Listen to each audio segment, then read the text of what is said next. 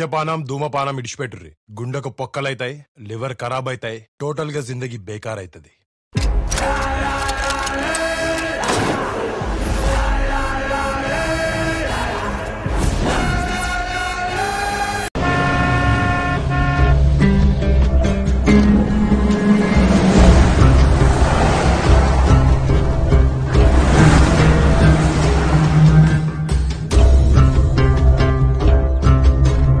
ముందే చెప్తున్నా, ఏ నిర్ణయం తీసుకున్నా రక్తపు చుక్క కింద పడకూడదు, శాంతియుతంగా జరగాలి.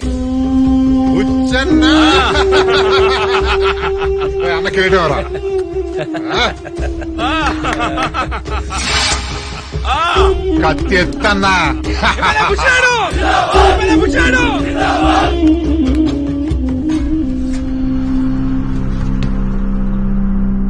ఈసారి గద్దలకొండ ఎమ్మెల్యేగా మా అన్న బుచ్చినాయుడు ఉండాలని మేమందరం అనుకుంటున్నాం.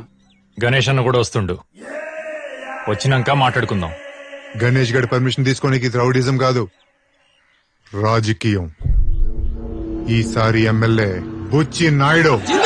బుచ్చి నాయుడు, బుచ్చి నాయుడు, బుచ్చి నాయుడు.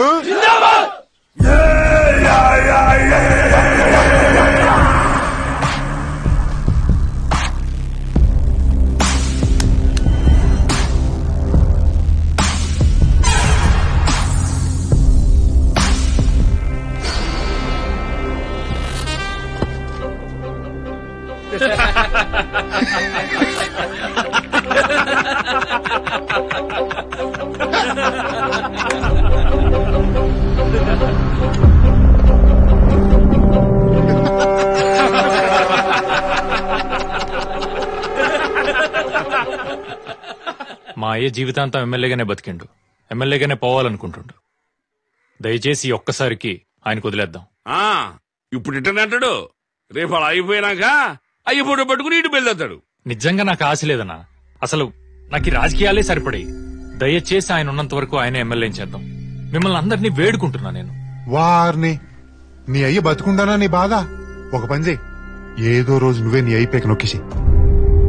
నీ కష్టం నా కష్టం, మనందరి కష్టాలు తీరిపోతాయి. ఏమంటావు? లేపిసి ఏముంది, రోజు దిండు మీద తల పెట్టి పడుకుంటాడు. ఈసారి తల మీద దిండు పెట్టి నొక్కావనుకో 2 నిమిషాలు. ఏంటి నొక్కేస్తావా? ఏంట్రా వాగుతున్నావు? రాగి అంటే ఎవడ్రా బచ్చా?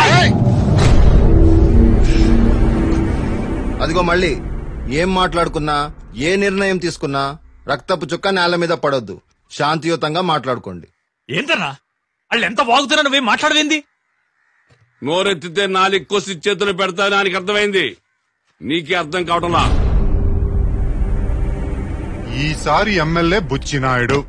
ఇష్టం లేనోడు చేతులెత్తుండి.